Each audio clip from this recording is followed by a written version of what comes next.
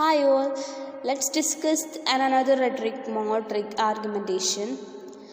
In an argumentative essay, the writer takes a position or a side concerning a topic on which different views or opinions are possible.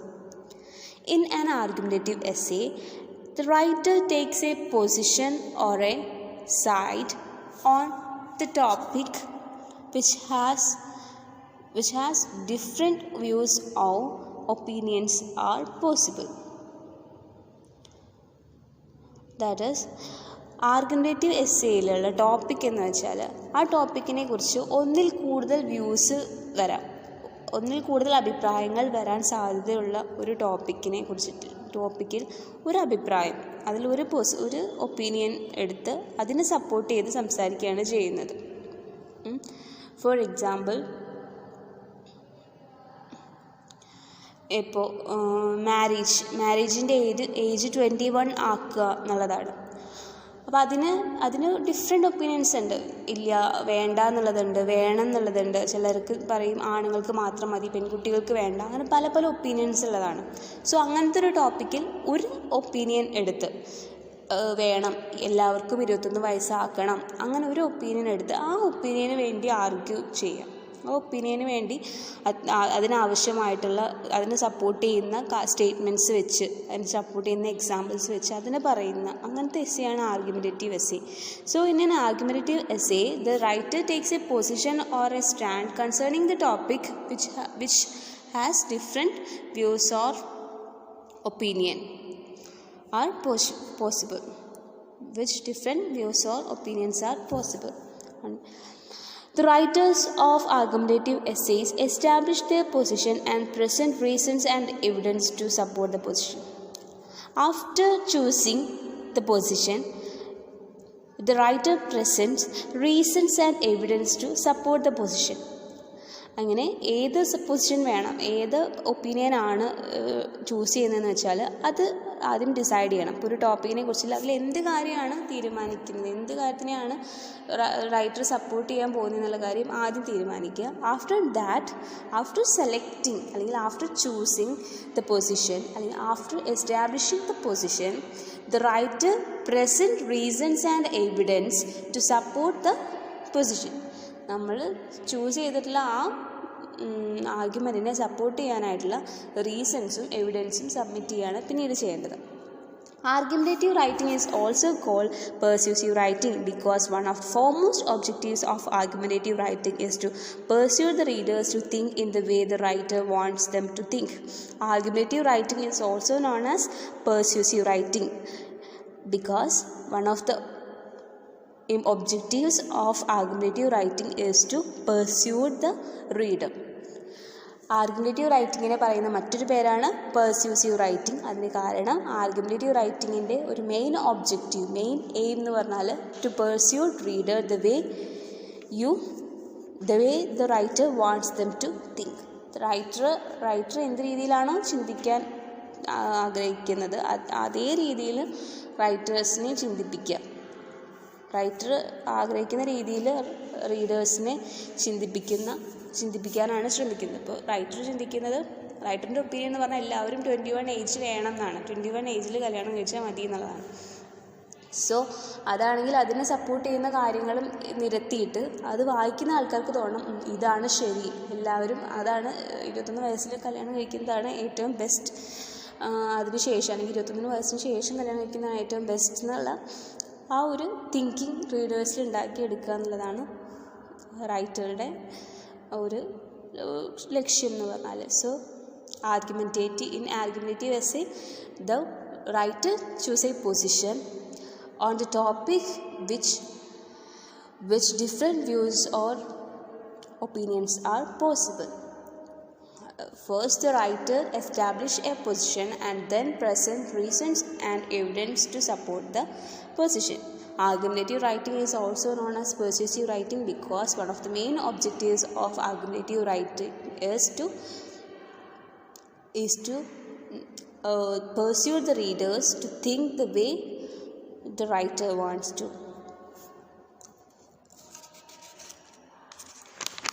Next,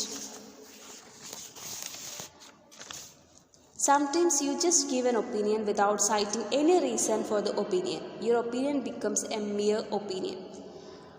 നിങ്ങൾ നൽകുന്ന ഓരോ ഒപ്പീനിയനും, നിങ്ങളുടെ എസ്സേയിൽ നിങ്ങളൊരു opinion പറയുമ്പോൾ ആ ഒപ്പീനിയനും reason പറയണം. അങ്ങനെ ഒരു റീസണും പറയാതെ പറയുന്ന ഒരു opinion will becomes A mere opinion. An opinion without a reason is just mere opinion. An opinion with a valid reason or logic behind it can be considered an argument. ഒരു opinion വിത്ത് valid reason ആണെങ്കിൽ, അല്ലെങ്കിൽ വിത്ത് logic ഉള്ള ഒരു opinion ആണെങ്കിൽ അതിനെയാണ് നമ്മൾ argument എന്ന് പറയുന്നത്. an opinion with a valid reason, അതാണ് ഒരു argument. an opinion with a valid reason or logic can be considered as an argument. Any rational piece of discourse can be considered an argument. Any rational piece of discourse can be considered an argument. ലോജിക്കലായിട്ടുള്ള എന്തൊരു കാര്യത്തിനെയും നമുക്ക് ആർഗ്യുമെൻ്റായിട്ട് consider ചെയ്യാം. An argument may be about anything including politics, books, sports and movies. It may be on academic issues or non-academic issues. In any case, the purpose of an argument is to convince the listener or reader. Argument എന്ന് പറയുന്നത് it can be anything about politics, books, sports, movies, ഇങ്ങനെയുള്ള എന്ത് കാര്യത്തിനെ കുറിച്ചിട്ടും നമുക്ക് argument പറയാം. പൊളിറ്റിക്സിനെ കുറിച്ചിട്ടോ ബുക്സിനെ കുറിച്ചിട്ടോ സ്പോർട്സിനെ കുറിച്ചിട്ടോ movies ഇതിനെക്കുറിച്ചിട്ടൊക്കെ argument പറയാം. അതുപോലെ തന്നെ argument can be academic on academic issues or non academic issues. Academic ഇഷ്യൂസിനെ കുറിച്ചിട്ടോ നോൺ അക്കാഡമിക് ഇഷ്യൂസിനെ കുറിച്ചിട്ടോ ആർഗ്യുമെൻറ്റ് പറയാം. The purpose of an argument is to convince the listener or reader. ഒരു ആർഗ്യുമെൻറ്റിൻ്റെ പർപ്പസ് എന്ന് പറഞ്ഞാൽ is to convince the reader or listener. Argumentative writing is one of the most frequently used modes of writing in subjects like liberal arts and humanities. However, it has its applicability in other subjects as well. Argumentative writing is most frequently used in subjects like liberal arts and humanities. ഹ്യൂമാനിറ്റീസിലും liberal ആർട്സിലുമാണ് argumentative writing കൂടുതലായും ഉപയോഗിക്കുന്നത്. മറ്റ് സബ്ജക്ട്സിലും ഉപയോഗിക്കുന്നുണ്ട്. The following words are often used to refer to what you find in an argumentative essay: arguments, assertions, proposition, premises, and conclusion. An argument can be defined as a debatable statement or statements which may be or may not be agreed by others. So, in an argumentative essay, we can find words like arguments, assertions, preposition, premises, and conclusion. ഒരു argumentative എസ്സേയിൽ ഉണ്ടാവേണ്ട കാര്യങ്ങളാണ് ഒരു argumentative എസ്സേയിൽ ഉണ്ടാവേണ്ട കാര്യങ്ങളാണ്. Arguments ഉണ്ടായിരിക്കണം, assertions ഉണ്ടായിരിക്കണം, prepositions, premises and conclusion. ഒരു argument എന്ന് പറഞ്ഞാൽ it is a debatable statement or statements. An argument is a debatable statement or statement which may be or may not be agreed by others. മറ്റുള്ളവർ agree ചെയ്യുന്നതോ agree ചെയ്യാത്തതോ ആയിട്ടുള്ള debatable ആയിട്ടുള്ള സ്റ്റേറ്റ്മെൻറ്റിനെ പറയുന്ന പേരാണ് argument. Argument is a debatable statement or statements which may be or may not be agreed by others. ഇതാണ് argument.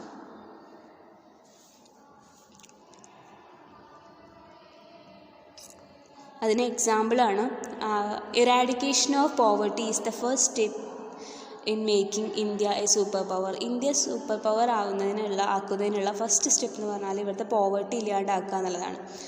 ഇതിനെ സപ്പോർട്ട് ചെയ്യാവുന്നവരും ഉണ്ടായിരിക്കും, എതിർക്കുന്നവരും ഉണ്ടായിരിക്കും. ഇതാണ് ഒരു ആർഗ്യുമെൻറ്റിനുള്ള എക്സാമ്പിൾ. അതുപോലെ intercaste and inter religious love stories were rare in Malayalam cinema before 2000. ഇതും ഒരു ആർഗ്യുമെൻ്റാണ്. അതിനും നമുക്ക് സപ്പോർട്ട് ചെയ്യാതിരിക്കാനും കാരണങ്ങളുണ്ട്. An argumentative essay can be written only on debatable statements. Statements that are not debatable or a statement which is agreed by everyone is not suitable for an argumentative essay. Such statements are called facts. An argumentative essay can be written only on debatable statement. An argumentative essay can be written only on debatable statement. Debatable ആയിട്ടുള്ള സ്റ്റേറ്റ്മെൻറ്റിനെ കുറിച്ച് മാത്രമേ ഒരു argumentative essay എഴുതാൻ പാടുള്ളൂ. അതായത് വ്യത്യസ്ത opinions ഉണ്ടാകുന്ന ഒരു ടോപ്പിക്കിനെ കുറിച്ച് മാത്രമേ ഒരു ആർഗ്യുമെൻറ്റേറ്റീവ് എസ്സേ എഴുതാൻ പാടുള്ളൂ.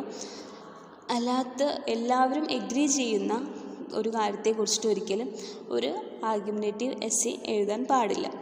അങ്ങനത്തെ കാര്യങ്ങൾ തന്നെയാണ് ഫാക്ട്സ് എന്ന് പറയുന്നത്.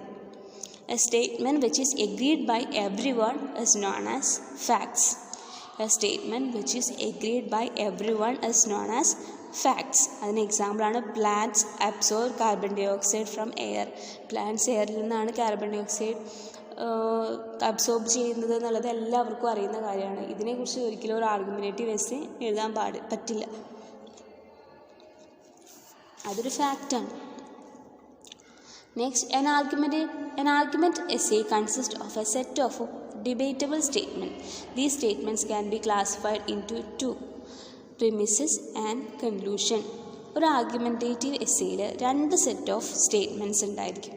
ഒരു ആർഗ്യുമെൻറ്റേറ്റീവ് എസ്സേയിൽ രണ്ട് സെറ്റ് ഓഫ് ഡിബേറ്റബിൾ സ്റ്റേറ്റ്മെൻറ്റ്സ് ഉണ്ടായിരിക്കും. ഈ സ്റ്റേറ്റ്മെൻറ്റ്സിനെ നമുക്ക് രണ്ടായി ക്ലാസിഫൈ ചെയ്യാം: പ്രിമിസസ് എന്നും കൺക്ലൂഷൻ എന്നും. Argumentative essay consist of two types of debatable statements. We can divide into two: premises and conclusion. In a typical argument, there is one conclusion and minimum one premise. ഒരു ആർഗ്യുമെൻറ്റിൽ ഒരു പ്രിമിസും ഒരു കൺക്ലൂഷനും ഉണ്ടായിരിക്കണം. In an argument there should be one conclusion and minimum one premise. The premises are assertion that leads to conclusion. കൺക്ലൂഷനിലേക്ക് നയിക്കുന്ന സ്റ്റേറ്റ്മെൻറ്റ്സിനെയാണ് premises എന്ന് പറയുന്നത്. ഇപ്പോൾ നമ്മൾ പറയുകയാണ് 21 വയസ്സാവുമ്പോഴേക്ക് കുട്ടികൾ മെച്യൂർഡ് ആവുള്ളൂ, സോ അതിനുശേഷം കല്യാണം കഴിച്ചാൽ മതി. അപ്പോൾ 21 വയസ്സായാലേ മെച്യൂർഡ് ആവുള്ളൂ എന്നുള്ള സ്റ്റേറ്റ്മെൻറ്റാണ് അതിലെ പ്രെമിസസ്. അതുകൊണ്ട് 21 വയസ്സിന് ശേഷം കല്യാണം കഴിച്ചാൽ മതി എന്നുള്ള conclusion. So premises are the assertion that leads to conclusion. The conclusion is an argumentative essay is therefore supported by premises. So in an argumentative essay, conclusion is supported by premises. The premises that enable formulation of conclusion also need to be supported by further clarification and evidence. Evidence leads to conclusion and conclusion must be supported by premises. അതുപോലെ തന്നെ premises must be supported by further clarification and evidence. A premise can have more than one supporting statement. പ്രമിസിൽ ഒന്നിൽ കൂടുതൽ supporting statement ഉണ്ടാവും. പ്രമിസിന് ക്ലാരിഫിക്കേഷനും എവിഡൻസും വേണം. അപ്പോൾ അതുകൊണ്ട് തന്നെ A promise can have more than one supporting statement. The supporting statement includes opinions of others, quotes from text and reports from authentic agencies. Premisesനെ support ചെയ്യാനായിട്ടുള്ള എവിഡൻസിൽ നമുക്ക് ഒപ്പീനിയൻസ് ഓഫ് അതേഴ്സ് യൂസ് ചെയ്യാം, quotes from text യൂസ് ചെയ്യാം, അതുപോലെ reports from authentic agencies use ചെയ്യാം. As stated earlier, the conclusion drawn from the premises presented in the essay serves as a thesis statement in an argumentative essay. So the conclusion in an argumentative essay, the conclusion serves as the thesis statement. In an argumentative essay, the conclusion drawn from the premises is considered as the thesis statement. ഒരു ആർഗ്യുമേറ്റീവ് എസ്സേയിലും premises നിന്ന് അവസാനം വരുന്ന കൺക്ലൂഷനെയാണ് thesis statement ആയിട്ട് consider ചെയ്യുന്നത്. It is presented in the introductory paragraph. This statement should be presented in the introductory paragraph. And the statement or the central argument is supported by series of premises or sub-arguments, each of which gets explained with supporting evidence in the body paragraph. This statement or the central argument is supported by series of premises or sub-arguments. The thesis statement is supported by a series of premises or sub-argument, and all these premises and arguments are explained with supporting evidence in the body paragraph. തെസിസ് സ്റ്റേറ്റ്മെൻറ്റും അതിനെ support ചെയ്യുന്ന പ്രെമിസസും ഇൻട്രൊഡക്ഷനിൽ പറയുകയും പിന്നീട് ഈ പ്രെമിസസിൻ്റെ എക്സ്പ്ലനേഷനാണ് നമ്മൾ body പാരഗ്രാഫിൽ ചെയ്യുന്നത്. Next, features of argumentative writing. The author of an argumentative essay takes a position or standpoint. The position of the author means in which side the author is on while approaching the topic. First picture is the author of an argumentative essay takes a position. The author of an argumentative essay takes a position. First point. Second, the thesis in the argumentative essay is a claim or argument that the author makes. Thesis in an argumentative essay is a claim or argument that author makes. Third, the author's claim is only one approach to the issue or topic. നമ്മൾ ഓതറിൻ്റെ claim എന്ന് പറയുന്നത് ആ ടോപ്പിക്കിനെ കുറിച്ചുള്ള ഒരു view മാത്രമാണ്, അതല്ലാതെ ഒരുപാട് വ്യൂസും ഉണ്ടാവാം. The author's claim is only one approach to the issue on topic. The main aim is to persuade the readers to accept the views of the author. ഒരു ആർഗ്യുമെൻറ്റേറ്റീവ് എഴുത്തിൻ്റെ മെയിൻ എയിം എന്ന് പറഞ്ഞാൽ persuade reader to accept the views of author. ഓതറിൻ്റെ views accept ചെയ്യാനായിട്ട് റീഡേഴ്സിനെ persuade ചെയ്യുക എന്നുള്ളതാണ് argumentative റൈറ്റിങ്ങിൻ്റെ aim. The author has to clearly mention the reasons for holding his claim. Reasons must be clearly mentioned in the essay. The author takes into account the limitation of the claim and possible counter arguments and the need to clarify define them. Author എഴുതുന്ന എസ്സേയുടെ ആ സ്റ്റാൻഡിൻ്റെ ലിമിറ്റേഷൻസും കൂടെ മനസ്സിലാക്കിയിരിക്കണം. അദ്ദേഹം പറയുന്ന ആർഗ്യുമെൻറ്റിൻ്റെ opposite വരാൻ പോകുന്ന counter ആർഗ്യുമെൻറ്റ്സിനെയും കൂടെ consider ചെയ്തിട്ട് വേണം എസ്സേ എഴുതാൻ. A claim cannot be presented as final word. It is perfectly all right to have your claims refuted. In subjects like humanities, every issue may be looked at from different angles. Humanities പോലുള്ള സബ്ജക്ട്സിലെ എല്ലാ ഇഷ്യൂസും different ആംഗിൾസിലാണ് നോക്കിക്കാണുന്നത്. For example, ഒരു പോയമോ നോവലോ ഒരു ഡ്രാമയോ ആണെങ്കിലും അതിനെ പല രീതിയിൽ interpret ചെയ്യുക. ഒരു പോയം വായിച്ച ഒരാൾക്ക് തോന്നുന്നതല്ല വേറെ ആൾക്ക് തോന്നും. So it is open to interpretation. Next, argumentative writing is probably the most democratic of all modes.